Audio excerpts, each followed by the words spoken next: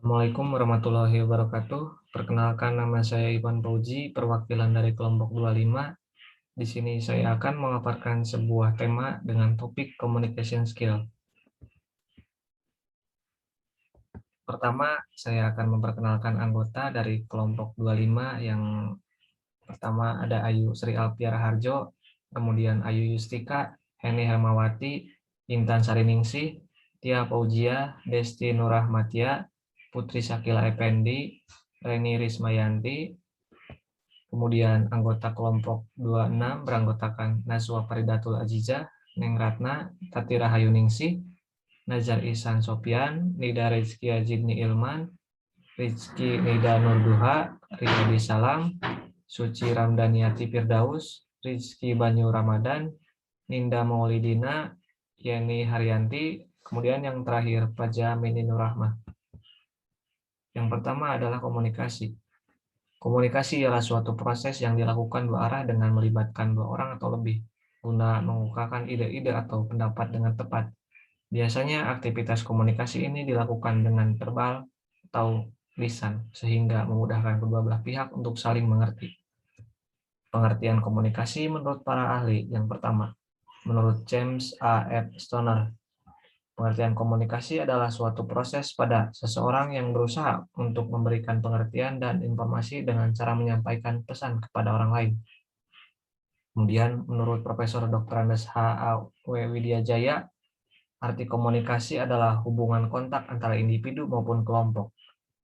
Kemudian yang terakhir, menurut leksikografer, definisi komunikasi ialah upaya yang bertujuan untuk memberi dan meraih kebersamaan. Tujuan yang diinginkan kedua belah pihak akan tercapai bila mereka berkomunikasi memiliki pemahaman yang selaras tentang informasi yang ditransfer. Selanjutnya, interpersonal communication skill atau keterampilan berkomunikasi yang melibatkan komunikasi tatap muka dengan satu atau lebih orang lain, atau biasa disebut dengan komunikasi secara langsung. Yang pertama ada verbal communication atau komunikasi lisan. Komunikasi lisan atau verbal communication tidak berbeda dengan komunikasi interpersonal. Komunikasi lisan secara langsung, komunikasi yang dilakukan oleh dua orang atau lebih yang saling bertatap muka secara langsung dan tidak ada jarak atau peralatan yang membatasi.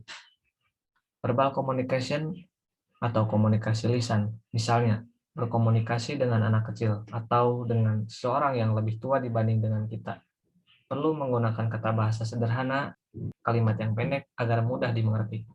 Pastinya akan sangat berbeda ketika kita berbicara dengan teman yang telah lama kita kenal. Kadang kita berbicara panjang lebar tanpa menggunakan kata bahasa yang baik, yang kadang yang tidak penting untuk dibicarakan menjadi sebuah obrolan. Namun disitulah kita belajar bagaimana caranya kita berinteraksi dan menjadikan kepribadian kita menjadi terbuka dengan orang lain.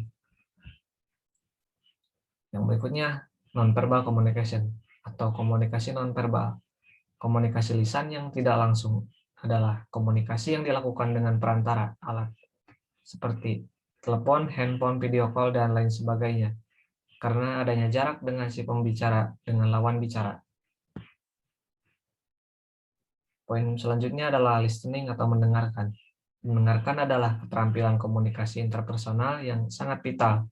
Sering menjadi pendengar dapat memberikan lebih banyak informasi tentang cara mendengarkan secara efektif dan dapat membantu menghindari kesalahpahaman.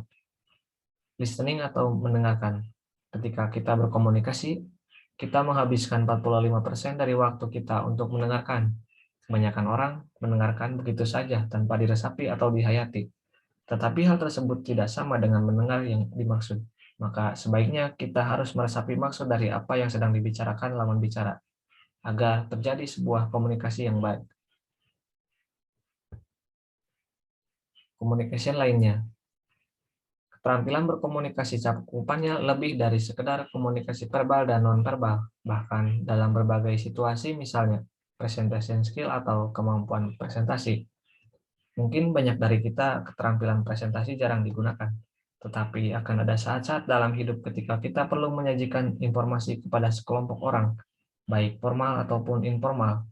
Maka perlu keahlian dalam menata bahasa yang kita gunakan dan membuat cerita kita menarik untuk didengarkan. Kemudian, writing skill atau kemampuan menulis. Keterampilan komunikasi tidak terbatas pada interaksi langsung dengan orang lain, dan kata yang diucapkan, kemampuan untuk dapat menulis dengan jelas dan efektif adalah kunci untuk komunikasi. Dan keterampilan ini tidak terbatas, bukan hanya untuk wartawan atau penulis profesional saja. Komunikasi tertulis yang baik dapat membuat si pembaca tertarik dengan cerita yang kita tulis. Sebaliknya, apabila kita buruk dalam membuat karya tulis ini dapat membuat si pembaca tidak memahami dan kemungkinan besar pesan yang kita harapkan tidak sampai kepada maksud dan tujuannya. Kemudian yang terakhir, personal skill atau keterampilan pribadi. Keterampilan pribadi atau personal skill ialah keterampilan yang kita gunakan untuk menjaga kesehatan tubuh dan pikiran. Tetapi di sisi lain, keterampilan ini juga dapat meningkatkan komunikasi.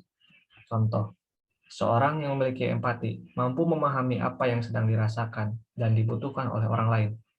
Tak heran bila orang-orang dengan kemampuan seperti ini selalu membawa suasana yang positif bagi lingkungannya. Dimanapun ia berada, biasanya orang-orang dengan empati tinggi mudah bergaul dan memiliki banyak teman. Komunikasi efektif. Tips komunikasi menjadi efektif. Menurut Scott M. Kultip dan Allen dalam bukunya Effective Public Relation, faktor-faktor tersebut disebut dengan the seven communication, yaitu yang pertama adalah credibility. Kredibilitas berkaitan erat dengan kepercayaan. Seseorang yang baik untuk menjadi komunikator harus memiliki kredibilitas agar pesan yang disampaikan dapat tersasar dengan baik. Beberapa hal yang berhubungan dengan kredibilitas, misalnya kualifikasi atau tingkat keahlian seseorang. Contoh, seorang dokter dianggap mempunyai kredibilitas ketika ia menyampaikan hal-hal tentang kesehatan. Kemudian poin yang kedua ialah konteks. Konteks berupa kondisi yang mendukung ketika berlangsungnya komunikasi. Supaya komunikasi berjalan efektif, konteks yang tepat menjadi hal yang menarik perhatian komunikan. Isi pesan merupakan bahan atau materi inti dari apa yang hendak disampaikan kepada audiens. Komunikasi menjadi efektif apabila isi pesan mengandung sesuatu yang berarti dan penting untuk diketahui oleh komunikan. Poin yang keempat, clarity. Pesan yang jelas alias tidak menimbulkan penafsiran yang bermacam-macam adalah kunci keberhasilan komunikasi. Kejelasan informasi adalah hal penting yang bisa mengurangi dan menghindari resiko kesalahpahaman pada komunikan. Poin yang kelima, continuity and consistency. Agar komunikasi berhasil, maka pesan atau informasi perlu disampaikan secara berkesinambungan atau kontinu. Misalnya, pesan pemerintah yang menganjurkan masyarakat untuk menggunakan kendaraan umum dibandingkan kendaraan pribadi harus selalu disampaikan melalui berbagai media sosial secara terus-menerus, supaya pesan itu dapat tertanam dalam benak dan mempengaruhi perilaku masyarakat. Poin yang keenam, capability of audience. Komunikasi dapat dikatakan berhasil apabila sang penerima pesan memahami dan melakukan apa yang terdapat pada isi pesan. Dalam hal ini, tingkat pemahaman seseorang bisa berbeda-beda tergantung beberapa faktor. Contohnya, latar belakang pendidikan, usia, maupun status sosial. Poin yang ketujuh, channel of distribution. Selain berbicara secara langsung kepada audiens, ada cara lain untuk berkomunikasi, yaitu menggunakan media. Bentuk-bentuk media komunikasi yang biasa digunakan saat ini ialah media cetak ataupun elektronik. Pertimbangkan secara matang pemilihan media yang sesuai dengan pasar yang kita perlukan, agar tidak terjadi komunikasi yang sia-sia.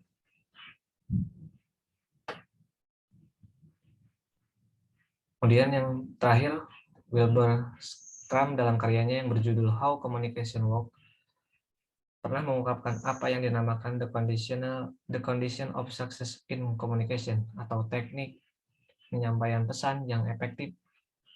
Dapat diringkas, poin-poinnya adalah sebagai berikut. Yang pertama, pesan harus dirancang dan disampaikan sedemikian rupa sehingga dapat menarik perhatian sasaran yang dimaksud. Kemudian, pesan harus menggunakan tanda-tanda yang tertuju kepada pengalaman yang sama antara komunikator dan komunikan, sehingga sama-sama dapat dimengerti. Kemudian, pesan harus membangkitkan kebutuhan pribadi pihak komunikan dan menyarankan beberapa cara untuk memperoleh kebutuhan itu. Dan yang terakhir, pesan harus menyarankan suatu cara untuk memperoleh kebutuhan tadi yang layak bagi situasi kelompok tempat komunikan berada pada saat ia memberikan tanggapan yang dikehendaki. Jika komunikasi yang dikomunikan tidak sesuai dengan kepentingan penerima informasi, maka akan menghadapi kesukaran atau canggung.